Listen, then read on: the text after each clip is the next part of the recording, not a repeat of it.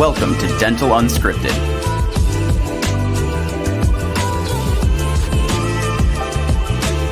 Where Mike Dinzio and Paula Quinn break down the practice ownership journey, one episode at a time. Starting up, buying, and running a successful dental practice.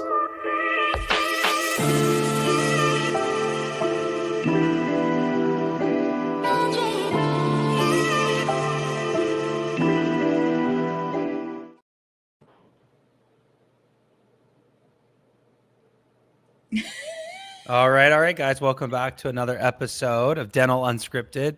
We are in the middle of Shark Bite Week, BYTE, and it's a week jam-packed of all kinds of cool technology that's impacting the dental industry. We've had some incredible interviews. We see a lot of crazy things happening right now, and it's only going to get crazier. And so we thought, hey, let's just jam-pack a week full of interesting and cool companies that are leading the way. And so thanks again for joining. I'll just remind you to like, subscribe, follow all the things. We're on YouTube if you like to see our faces. Paula told us this morning that she washed her hair. So on YouTube, we can special day. It's a special day. So please join us on YouTube to see Paula's amazing hair today. I will say, the ratings matter. So we do this on our own time. It doesn't benefit us in any way other than just giving you guys great information. So just like about the vote, should we be telling people to vote? They can vote. I don't have all those details, but there is a thing going on where we would love your vote. But to keep this thing going, Paula, why don't you introduce our guest and tee up this episode of Shark Bite Week? Yeah, absolutely. Usually when I do this, I do the whole sales pitch on accident because I love these companies so much that we have on here. So today we have Senior Partner Executive, Jared Pove with Pearl AI, one of my fave technologies. We'll have to tell the story of when it was not my favorite technology. But now that I know everything about it, I absolutely love it.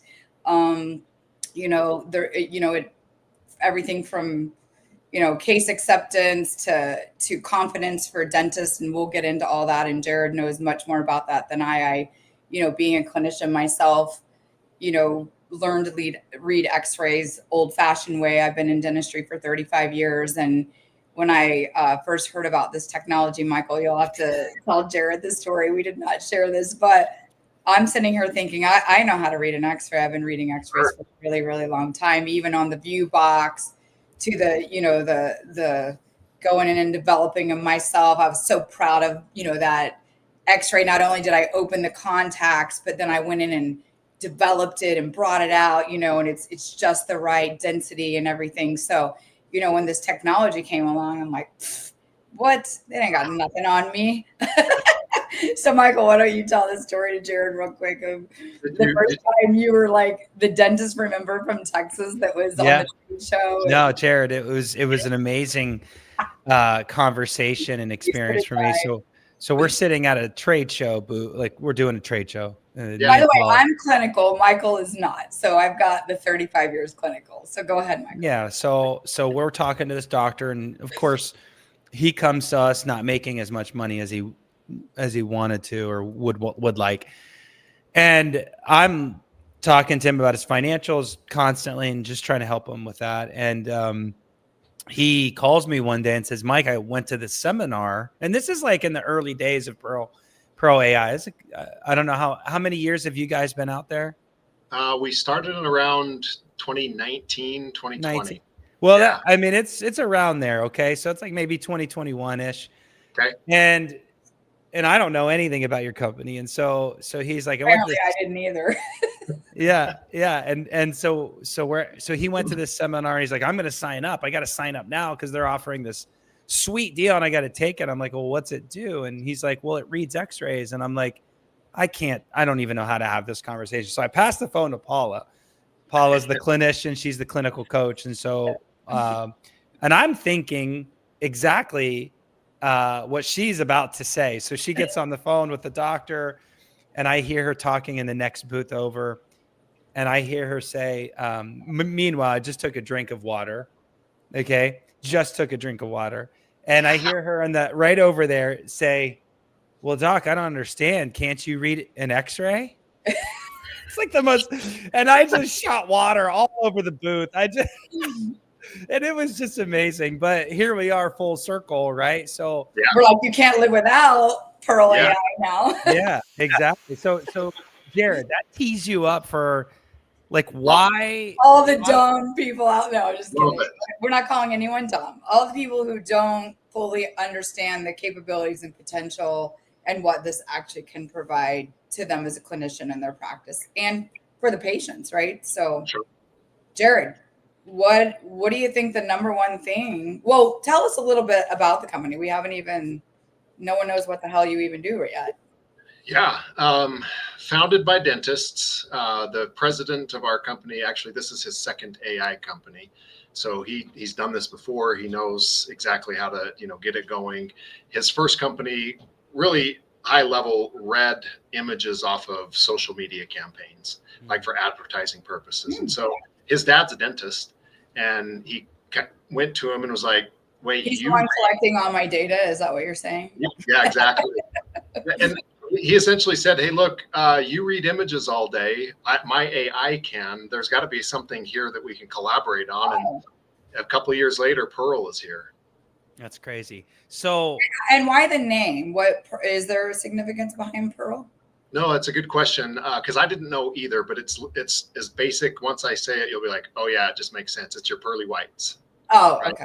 Makes sense. Okay. Yeah. that makes perfect sense. So you guys are like you guys literally were on the bleeding edge of incorporating AI into software. Like I can't think of too many AI. I mean, I'm sure there was definitely a lot of like development going on behind the scenes, 2020 when COVID happened, but right now it's just on fire. Like AI is just on fire. It's just watching the news, and there's this like US China war on who's going to win the AI battle. And I'm like, Sure. holy shit, what is happening right now? So like, it's gone from zero to like crazy right now. But you guys were one of the first. Yeah. You one of the first. So, okay. So a doctor can read an x-ray, but can they? why does this make sense? Go, Jared. Why does this make sense? I think, Michael, you and I could probably associate this a little bit better than Paula, just because when we look at your stereotypical x-ray, what are we looking at, right? Like I always just trusted my dentist, like, okay, sure, there's good gray, there's bad gray, like it's all gray to me, right? And so for those that are online, the image behind me is exactly what the AI can do. I was about to be proud of you for having that image. Wow. It'll color code the pathologies that it sees. It'll outlay the anatomy of the teeth. So to specifically answer your question, why Pearl? Well, it's the best patient-facing teaching tool ever. I had a doctor a couple of weeks ago, and she was telling me that she has like a 3D tooth model printed, and it's sliced, right? And so she was like, here's your enamel, here's your dentin, here's your pulp. Like she would carry this around, and she's just like, now when she uses Pearl, her patients are like, oh, those are my teeth, right? There's a lot more buy-in with the patients as opposed to them looking at a model or black and white images. Yeah, I love that. And I also, I love that you led that you led with an answer from the patient's chair or the patient's perspective. I love that you did that. Because you're right. We all have thought about it. You're sorry. Like, what? Okay, yep, I see it. No, I don't really, but yeah, exactly. like a non-dental person is just trusting their dentist. And I can't say we all, but there's a lot of patients out there that might visit a DSO or something, and they don't have a relationship with that patient. I'm picking on the DSOs. They're lots of volume or just a lot of associates turning over, whatever your situation is. And so the patients just don't have the trust. And this is a second opinion for that patient. Is that what I'm hearing you say? Yeah, the software that's behind me is like our first or base level, and it's called Second Opinion. That's exactly what it does. And Oh, he knew that. Did you know that, Mike? Of course I knew that. Thank you for the plug. Thanks for the plug, Ben. Love it. Paula's in the mood to just call it out. So what I loved, so going back to me calling the doctor out and basically calling him stupid or something, I feel like now, Sure. I working with especially young dentists, we do a lot of startups, a lot of acquisitions, first time buyers.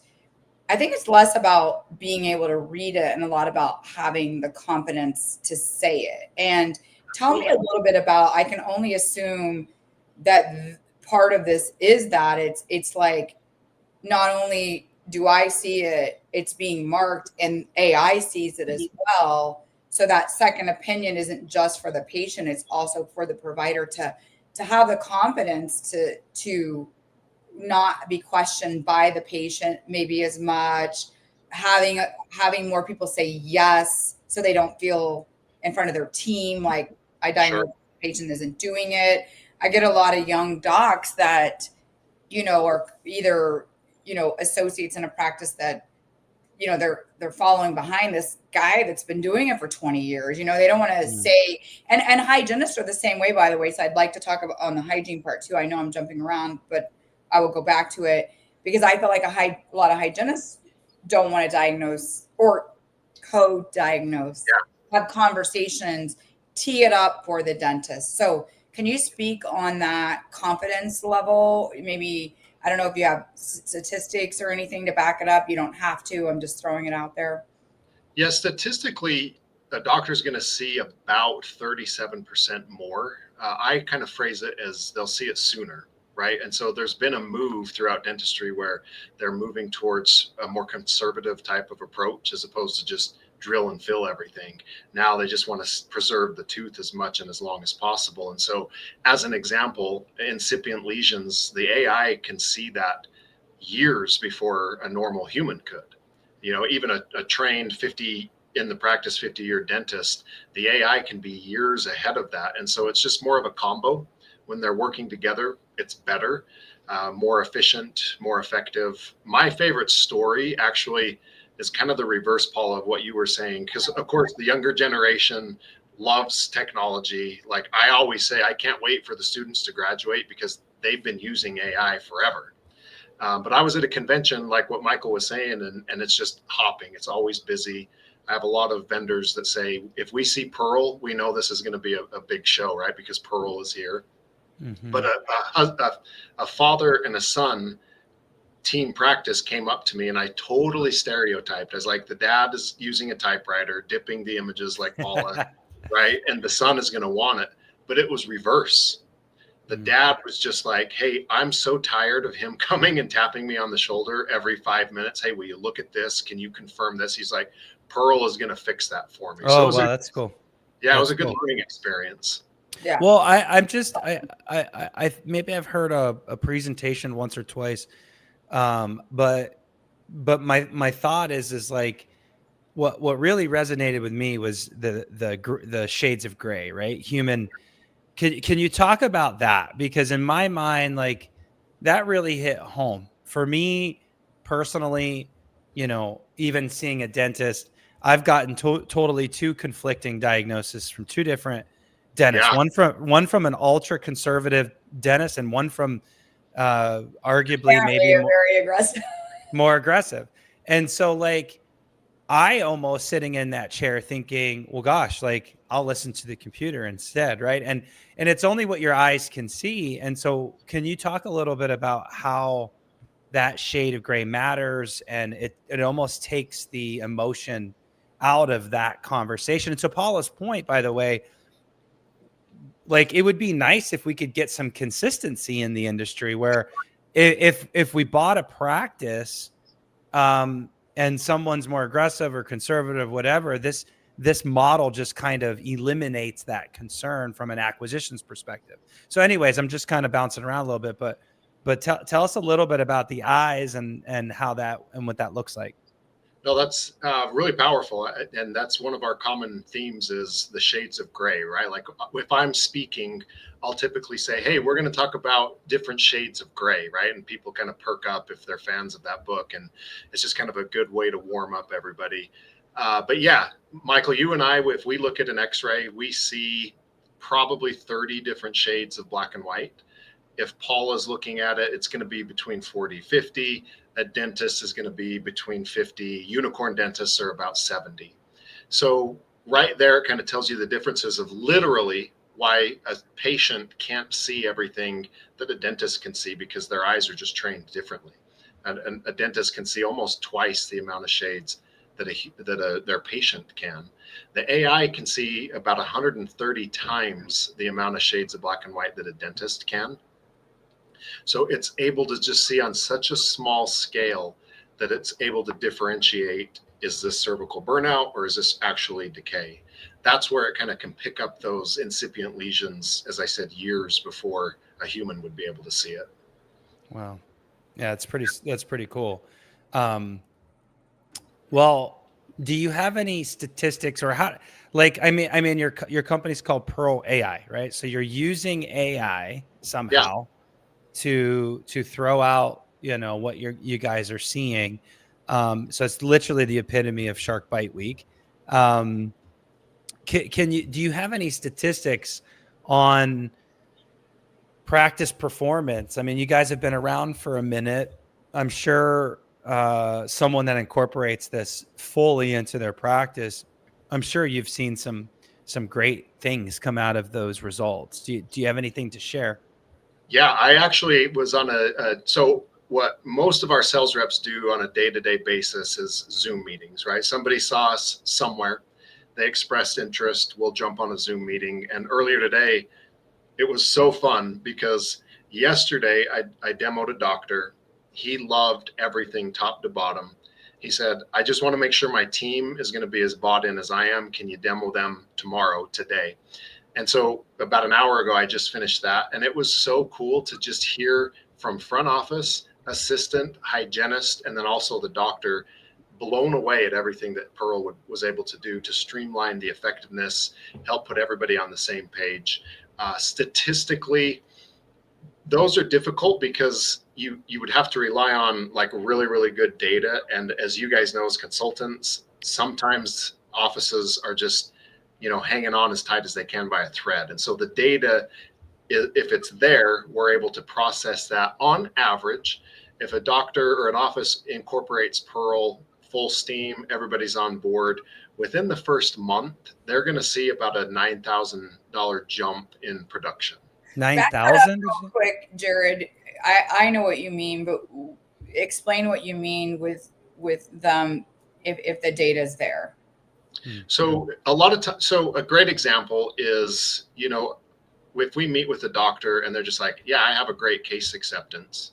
Well, what is it? Right? They don't know. Do you track it? Do you have a software to track it? And they're just like, no, I just know my patients trust me. Right? That's the variables that we love that one. Yeah, exactly. What about X-ray protocol in general? I thought that's where you were going because you guys you scrape history, right? You scrape. Mm-hmm. That's what I love with. I think this is beautiful for acquisitions because it can literally go back and look at. I mean, you know better than me. X amount of history of data. How long has that decay been there and nobody's fixed it, right? Mm-hmm.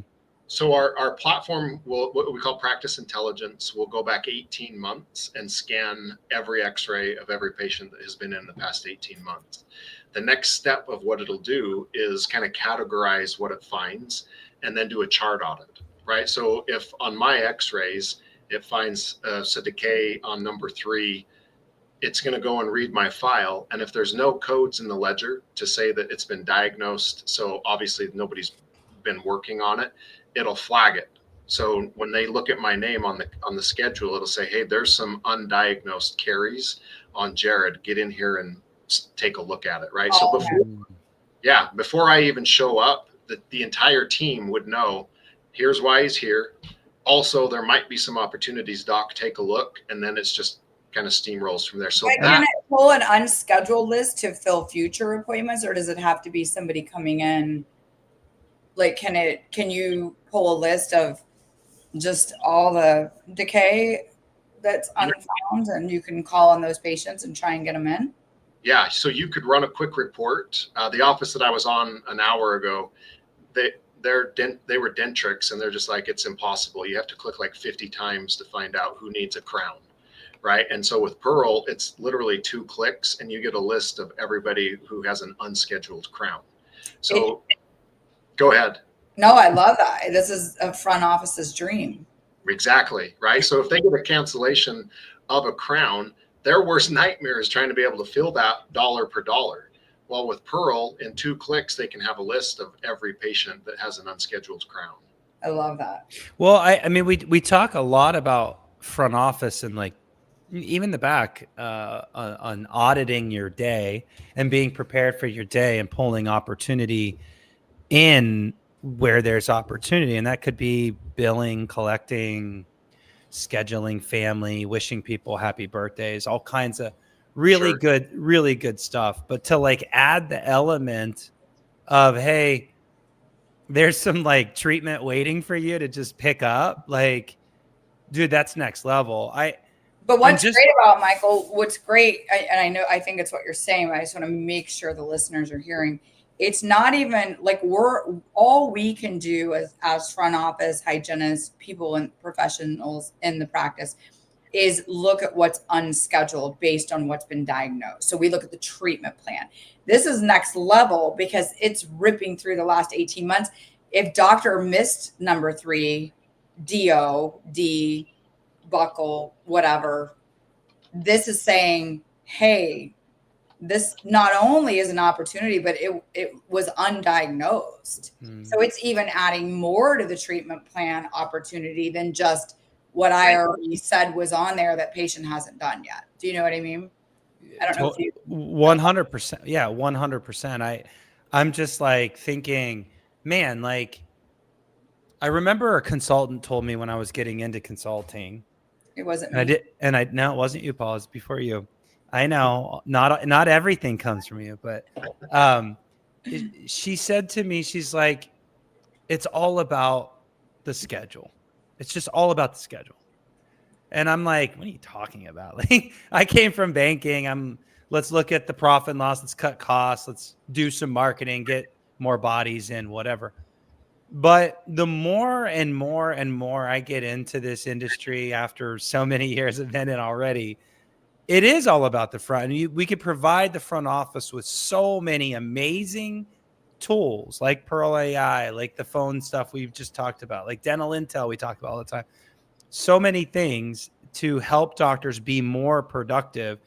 If the schedule isn't productive, you with technology, it's like, what are we doing here? How's this not blowing up these practices, right? Yeah. I have another question for you, Jared, just because I'm sure you've been asked this. I mean, obviously I have my opinion, but it has to be a question that you get asked. Like, how accurate is this? Can I rely on this? This is AI. Like, is it, you know what I mean? Like, can I trust this? I'm sure both from patient and provider, you get this question. I figured that's what you were going to say as you were teeing it up. I'm like, here comes the accuracy. Well, it's Paula. She is. It is a good question. It's a good, fair question. I'm a data geek, and so I try and pull my geekiness back because sometimes it makes people kind of glaze over. The short answer is the AI is much like a human. The better the quality of the X-ray, the better it's going to be able to see what's going on there. So cervical burnout, overlap, angulation will trigger some false readings. My personal dentist here in Utah uses it, and he was like, I'd rather know something might be there as opposed to miss it. So if there is a false reading, he doesn't let it slow him down, which I love that feedback. There was a study for people that are kind of data geeks like myself. UCLA uses Pearl. They're obviously in their dental school, and they did a study independent of us. We didn't fund it or anything. And they put their 4th years reading some FMX up against Pearl, and this fourth year students were about 53% accurate. According to their processes, Pearl was 94% accurate. So you're going to get a great tool. Wow. Yeah, I guess my question to Paula would be, how accurate are your dentists? No, great question. Fair enough. But I want to ask the other end of that now, because we did a podcast recently, and we were talking about AI technology, how it might make some people lazy. And lazy is the only word I can think of. I'm sure that's not the appropriate word, where we're 100% reliant on this stuff. And we forget, we went to school for this, and this is a technology, and it's there to support you, not necessarily do your job for you. Right.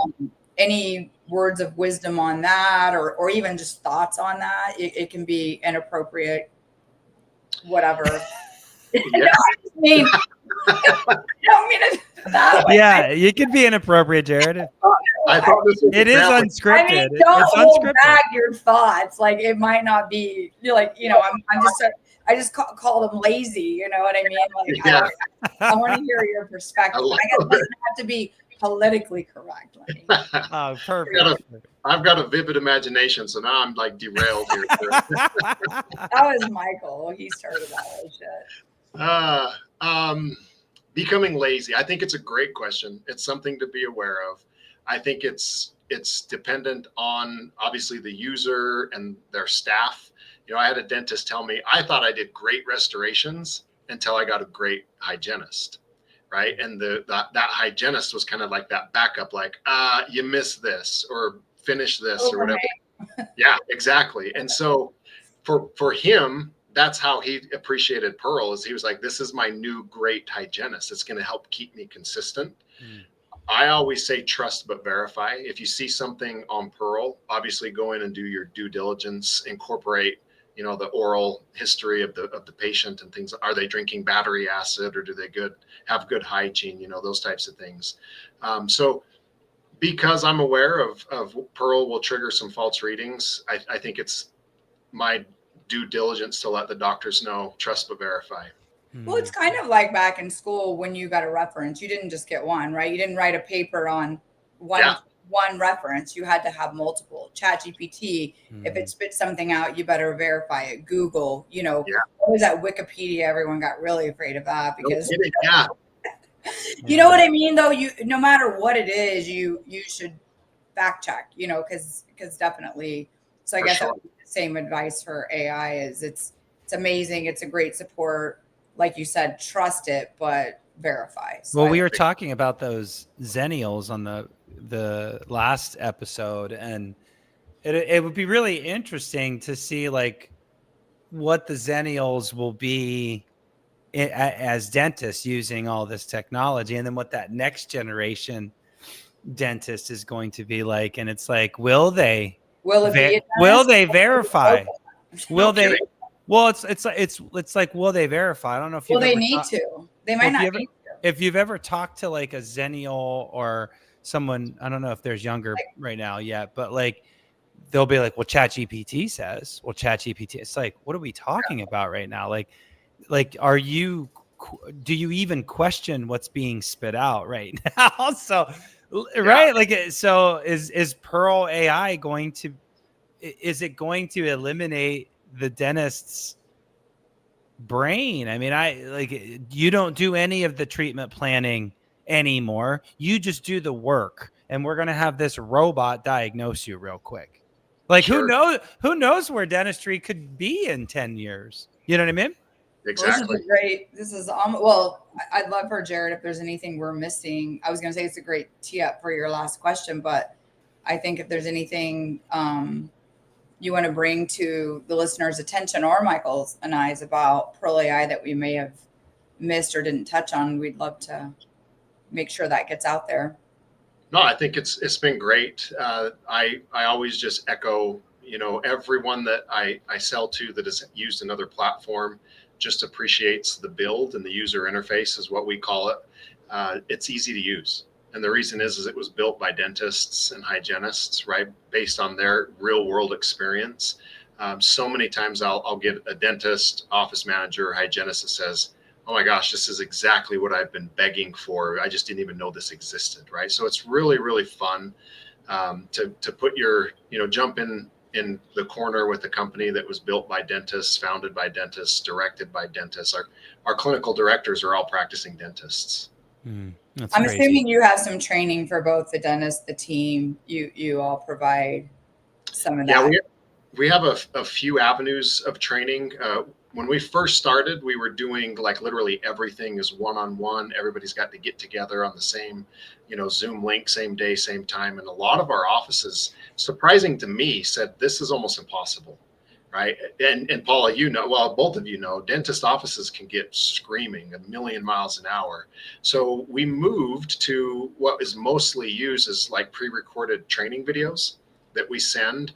And if for some reason they have somebody that just struggles and needs some one-on-one attention, they can book a one-on-one. All of our trainers are former hygienists and office managers, so they speak the language perfectly. And it's all part of their monthly subscriptions too. It's not like an upcharge because they need a little bit more help. Yeah, That's great. Awesome. That's great. Well, Jared, just to kind of put an exclamation point to the episode, we're asking all of our sharks this week. It doesn't even have to be part of Pearl AI. It's just you guys exist in the AI and tech world, software world. What do you see? You go to these trade shows, you talk to smarter people than us. What do you see in the next 2 to 3 years, short period of time? Yeah. How do you see AI changing our industry in a very short period of time between now and let's just say 2 years? What do you think's the one thing or a few things that you think is just going to blow our minds and really change our industry? Yeah, I love that. I reference maybe thinking of AI as like spell check. My wife's name is Krista, Crysta. Almost 100% of the time when I'm typing her name on my phone, it changes it to Crystal, right? It's going to make mistakes, right? But for the most part, spell check is amazing. And I read it. Yeah, me too. I read an article that summed it up, and I steal it. So I wish I could say I thought of this, but it was by a dentist saying, what will AI do to the field of dentistry? Oh. And he closed his article. You can find it on LinkedIn. By saying dentists will never be replaced by AI. Dentists using AI will replace those who don't. That's what's going to happen in the next couple of years, is because they're going to be faster. They're going to be more efficient. Oh, say that again. They're going to be faster, more efficient. No, dentists will never Dentists will never be replaced by AI. Dentists using AI will replace those who don't. It's true. I can see that. I think that goes for a lot of us. We've been reading a lot of things about consultants and any service provider for that matter. I'm getting Instagram algorithms on replacing bookkeepers with AI. I mean, it's really fascinating, and those that don't adopt will die. I think that's where that article is going, and I think you're spot on. I'm thinking about going to get my plumbing license this weekend. So, if you do, get over here because I got a lot of issues. that's my game. $10,000. You know what I mean? It's where the money is too. But if you don't have a plan like I do, figure it out. Either start adopting and using it, or become a plumber with me. So, without that, with anything else, Jared, let's close this thing down. But we really appreciate your time and your thoughts, and we love your company and your technology. That's right. Thank you. It's been a pleasure. Thank you very much. All right. Yeah. Have a great week. Thanks so much, Jared. Talk to you soon. Bye-bye. Bye. We'll see you.